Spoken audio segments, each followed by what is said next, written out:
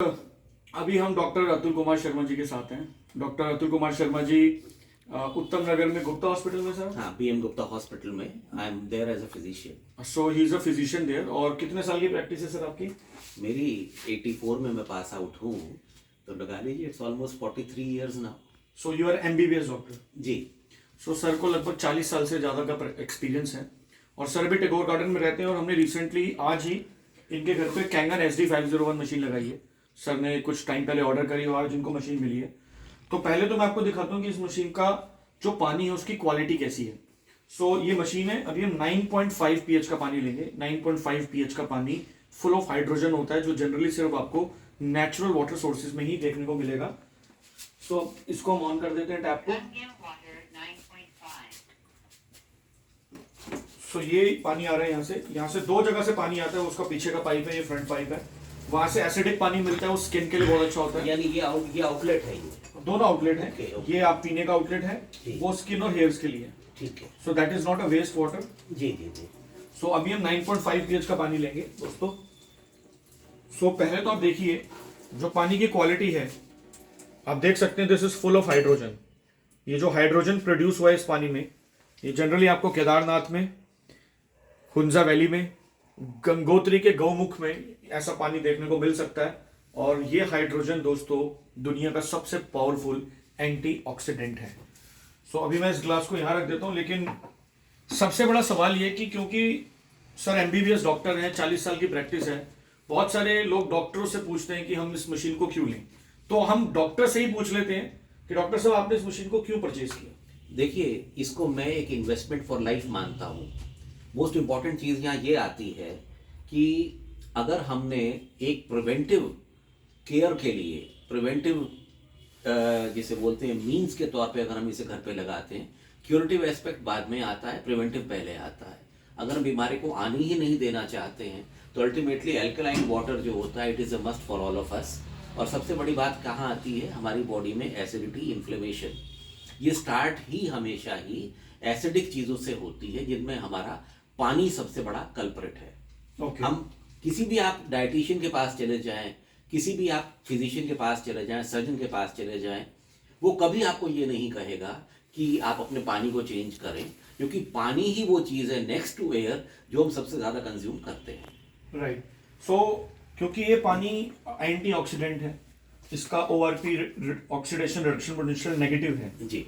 जो एक एंटीऑक्सीडेंट का काम करता है। तो एज अ डॉक्टर इसका क्या फायदा हो सकता है कि आपको क्या लगता है कि अगर हम नेगेटिव ORP का पानी पीते हैं जिसमें एंटीऑक्सीडेंट्स प्रॉपर्टीज हैं, ऑक्सीडेशन को कम करने की, तो बॉडी में वो क्या हेल्प कर सकते हैं सरल भाषा में अगर आप बताएं? देखिए, एंटीऑक्सीडेंट्स जो है वो बेसिकली जो है हमारी बॉडी में, देखिए ऑक्सीडेशन ज़रूरी है, ऑक्सीडाइजिंग रेडिकल्स चाहिए होती हैं, but only to a certain level.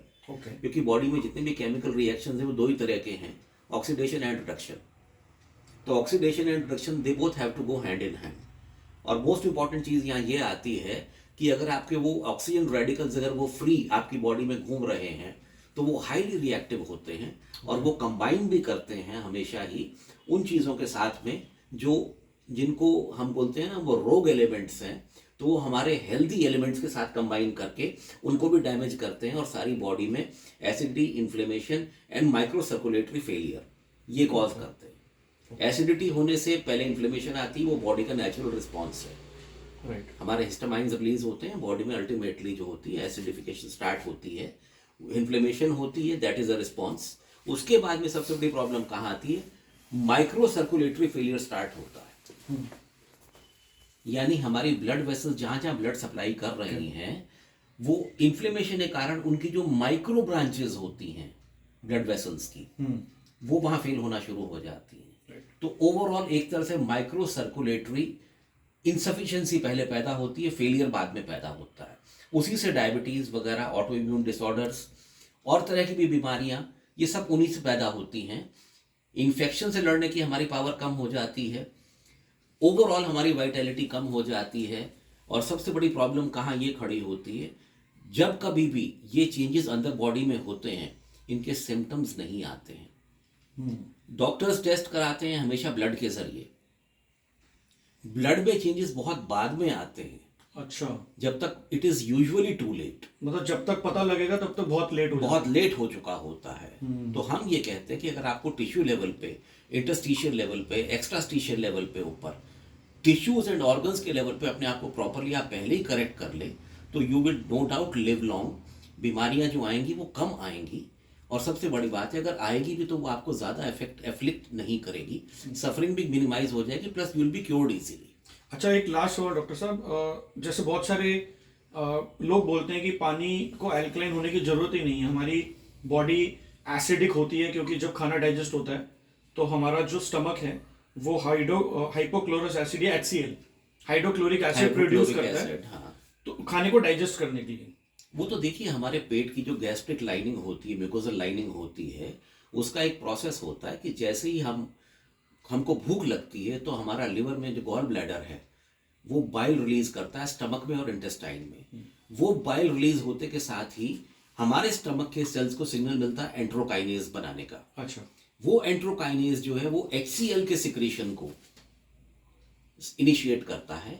HCl का मैं मानता हूँ हमारे पेट में जो एसिड होता है वो it is up to the level of 3 even 4 pH होता है, विच इज सो स्ट्रॉन्ग, जो खाने को डिसइंफेक्ट भी करता है। लेकिन हमारे एरियाज बॉडी में कुछ रीजन्स हैं जो डेजिग्नेटेड हैं एसिड के लिए, और बाकी डेजिग्नेटेड है एल्कलाइन के लिए। सो मतलब कैंगन वाटर उसको डाइल्यूट नहीं करेगा, बॉडी में कोई प्रॉब्लम नहीं आएगी, उससे सवाल उठता ही नहीं कोई भी किसी तरह का। Exactly, great. मैं ये कहना चाहता हूँ कि अगर हमारा पानी ऑलरेडी हम एसिडिक पी रहे हैं, उसके ऊपर हमारा 3 pH का एसिड हमारे पेट में HCl बन रहा है, तो आप उस चीज को देख के समझे कि हमारे पेट का एसिडिटी लेवल कितना हाई हो जाता है। उससे इन्फ्लेमेशन ज्यादा होगी, इन्फ्लेमेशन ज्यादा होगी डेफिनेटली। म्यूकोसल लाइनिंग जो होती है हमारी, जो गैस्ट्रिक लाइनिंग होती है हमारी, वो 4 लेयर्स की होती है, वो अल्टीमेटली कहीं ना कहीं